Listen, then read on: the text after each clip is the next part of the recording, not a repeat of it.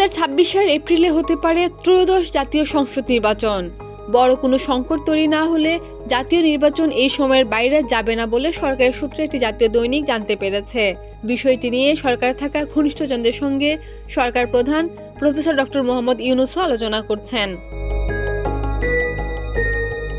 সূত্রের দাবি, প্রধান উপদেষ্টা জুন পর্যন্ত নির্বাচনের সর্বশেষ সময়সীমা উল্লেখ করলেও তার আগেই নির্বাচন আয়োজনের চিন্তা করছেন। এজন্য সম্ভাব্য সুবিধাজনক সময় ও তারিখ বিবেচনা করা হচ্ছে। সম্ভাব্য দিন তারিখ নিয়ে পর্যালোচনা শুরু করেছেন সংশ্লিষ্টরা। আগামী কিছুদিনের মধ্যে নির্বাচনের দিন তারিখের বিষয় আরও পরিষ্কার হবে বলে সংশ্লিষ্টরা জানিয়েছেন। তবে আপাতত ডিসেম্বরে নির্বাচনের আয়োজনের চিন্তা নেই বলেই জানা গেছে। নির্বাচন কমিশন সূত্রে জানায়, আসছে জুন জুলাইয়ের মধ্যে জাতীয় নির্বাচনের রোডম্যাপ ঘোষণা করা হবে।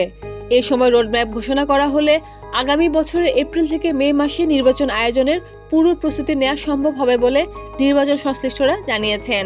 নতুন রাজনৈতিক দল নিবন্ধন, নির্বাচনী কেনাকাটা, নির্বাচনী আসনের সীমানা পুনর্নির্ধারণ সহ আরও অনেক কাজ এই সময়ের মধ্যে শেষ করতে হবে নির্বাচন কমিশনকে। এর আগে জাতীয় নির্বাচনগুলো সাধারণত ডিসেম্বর জানুয়ারিতেই হয়েছে। 1986 সালে এবং 1996 সালে নির্বাচনের সময় শুধু ব্যতিক্রম ছিল। 86 সালে মে মাসে এবং 96 সালে জুনে নির্বাচন আয়োজন হয়েছিল।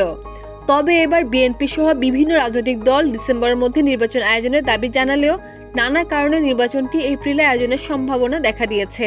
দলগুলোর দাবি অনুযায়ী ডিসেম্বরে নির্বাচন আয়োজন খুব সহজ নয় বলে মনে করছেন সরকার সংশ্লিষ্টরা। জানুয়ারি থেকে মার্চ পর্যন্ত সময়ে নির্বাচন করা নিয়ে জটিলতা রয়েছে। ভোটার তালিকা হালনাগাদ করা হয়ে থাকে এই সময়ে। এছাড়া ফেব্রুয়ারি থেকে মার্চে পবিত্র রমজান ও ঈদুল ফিতর পড়ায় এই সময়ে নির্বাচন আয়োজন সম্ভব নয়। ঈদের পর নির্বাচন আয়োজন সুবিধাজনক বিবেচনা করা হচ্ছে।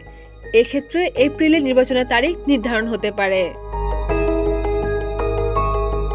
খাদিজা নিপা, প্রতিদিনের বাংলাদেশ।